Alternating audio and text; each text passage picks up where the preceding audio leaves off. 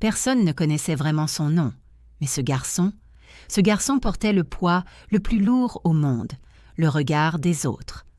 À Kano, les matins naissaient à l'ombre des palmiers dattiers et prenaient en vie avec le bruit des paniers transportés vers le marché. Mais pour Bello, 16 ans, les matins étaient bardés bien plus que le lever du soleil. Chaque jour, il redécouvrait son reflet dans le miroir, incapable de nommer cette sensation qui lui étranglait la gorge.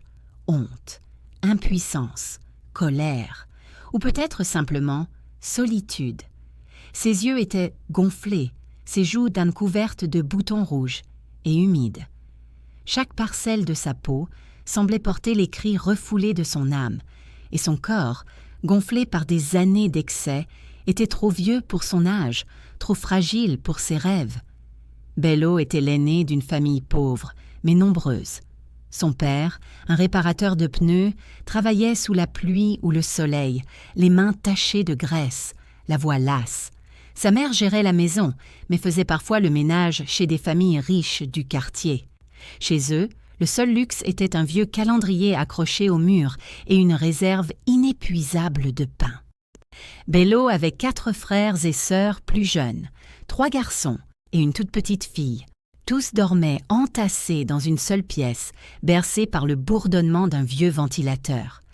La viande était rare, les légumes aussi, mais le pain ne manquait jamais.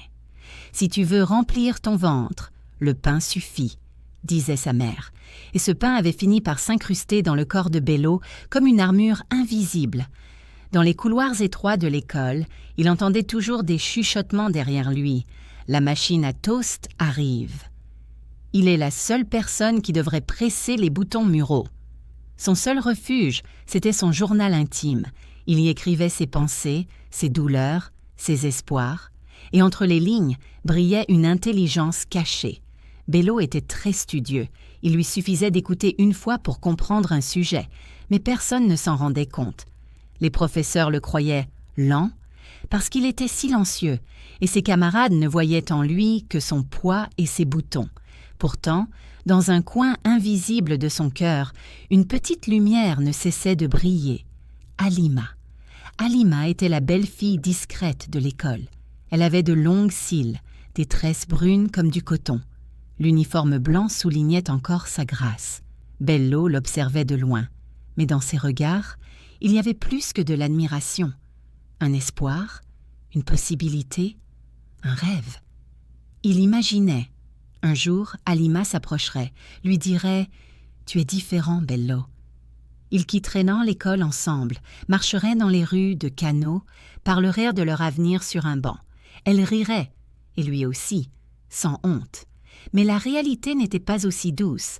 Halima ne le remarquait même pas. Et chaque fois qu'il rêvait, Bello savait qu'il s'éloignait encore un peu plus du réel. Un jour, il prit son courage à 2 mains et lui dit bonjour. Elle ne répondit même pas. Son ami ricana. « Il a cassé un miroir ou quoi ?» Cette phrase brisa quelque chose en lui. Ce soir-là, il ne rentra pas directement. Il erra dans les ruelles de Kano, s'assit au pied d'un vieux mur et pleura en silence. « Tu attends ton propre enterrement, mon garçon. » Cette voix le tira de sa torpeur. Devant lui, une femme âgée se tenait droite malgré son âge. Ses yeux portaient la sagesse des années, son visage était marqué de rides profondes, mais doux. Elle portait un sac de course en filet, des sandales poussiéreuses. « Pourquoi es-tu là ?» demanda-t-elle doucement. Bello déglutit. « Personne ne me parle. Il y a du pain à la maison, mais pas d'amour. À l'école, on n'entend pas ma voix. On ne voit même pas mes yeux. » La femme s'assit à côté de lui. Elle regarda autour puis dit « Tu es une fleur qui pousse à l'ombre, mais n'oublie pas, celle qui pousse toujours au soleil se fane plus vite. Je m'appelle Salma. Je te vois pour la première fois, mais cette douleur dans tes yeux, je la connais. Ce n'est pas ton cœur que je devine, c'est le poids qu'il porte. » Bello resta muet. « Qui êtes-vous » murmura-t-il. « J'ai été comme toi. J'ai grandi, j'ai combattu, j'ai gagné, puis j'ai perdu. Aujourd'hui, J'ai trouvé quelqu'un d'autre qui mérite de gagner. » Et pour la première fois, Bello se sentit vue, vraiment vue. Salma posa son sac, chercha dans sa poche un mouchoir froissé, essuya ses larmes. Puis elle se leva, tendit la main. « Viens, je connais un endroit où l'on nourrit l'esprit, pas seulement le ventre. Allons-y. » Bello hésita. Qui était-elle vraiment? Une étrangère. Mais sa voix portait une chaleur familière. Il se leva. « Là-bas, les gens ne riront pas de moi. Là-bas, c'est toi qui commenceras quelque chose. Un nouvel endroit, un nouveau regard, peut-être un nouveau toit. » Ils marchèrent alors lentement dans les ruelles de Kano. Bello n'entendait plus rien, ni les enfants jouant au loin, ni les pas sur la terre sèche. Il entendait juste cette promesse, un futur encore inconnu. En route vers un autre destin, Salma l'emmena chez elle. Ce n'était pas une grande maison, ni luxueuse, mais elle avait une odeur rassurante de thé noir et de vieux livres. Un chien dormait dans un coin, des rideaux fins dansaient au gré du vent.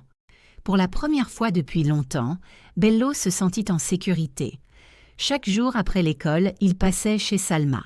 Parfois, ils allaient ensemble au marché, où elle lui expliquait les bienfaits de chaque fruit, chaque légume.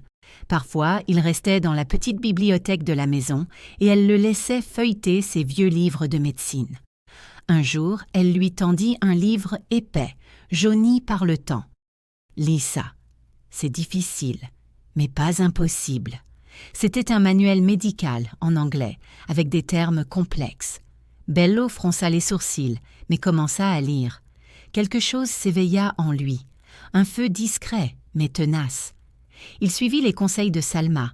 Il mangea moins de pain, plus de légumes, il buvait beaucoup d'eau, faisait des marches matinales.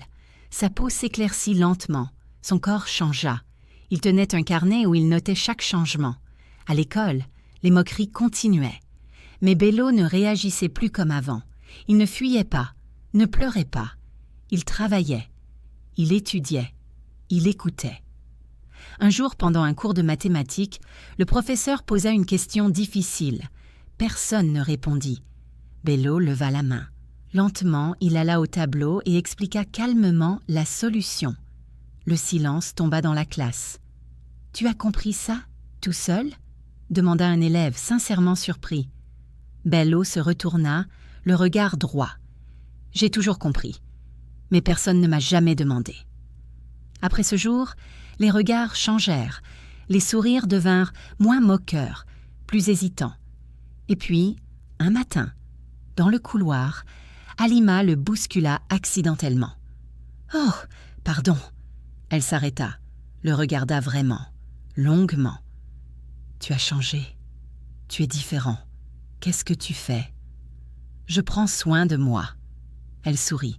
« Continue, ça te va bien. » Bello termina l'école avec succès. Il obtint une bourse pour étudier la médecine à Lagos. Le jour où il reçut la lettre, il courut chez Salma. Mais elle ne répondit pas. Il apprit qu'elle était morte paisiblement dans son sommeil, laissant une lettre, une maison et une mission. Dans son testament, elle lui écrivait « Tu as changé une vie. C'est à ton tour de continuer. » Bello partit, étudia, travailla dur. Les années passèrent. Les kilos disparurent. Sa peau était devenue nette. Ses vêtements lui allaient mal bien. Sa voix était assurée. Il était devenu le docteur Bello Youssouf, mais il n'avait pas oublié. Il visita des orphelinats, des écoles, des quartiers pauvres. Il parlait aux jeunes comme Salma lui avait parlé. Il offrait des livres, du temps et surtout de l'espoir. Un jour, en sortant de l'hôpital, il aperçut une silhouette familière dans un café. Halima, en blouse blanche. Elle aussi était devenue médecin. « Bello, c'est toi ?»« Oui. Bonjour, Halima. »« Tu as un peu de temps? Je peux t'offrir un café ?» Ils s'assirent, parlèrent, rirent, se regardèrent autrement. Puis Halima baissa les yeux, serra sa tasse entre ses doigts. « Tu sais, je crois que je t'ai toujours remarqué, mais je ne m'étais jamais regardée moi-même. Aujourd'hui, je suis prête. Je suis tombée amoureuse de toi, Bello. » Il resta figé, Puis il sourit doucement. « Je pensais que je ne l'entendrais jamais. Mais maintenant que tu es là, je suis prêt. » Et ainsi, celui qu'on ignorait autrefois était devenu le miroir de l'espoir, pour lui, pour elle, pour des centaines d'autres.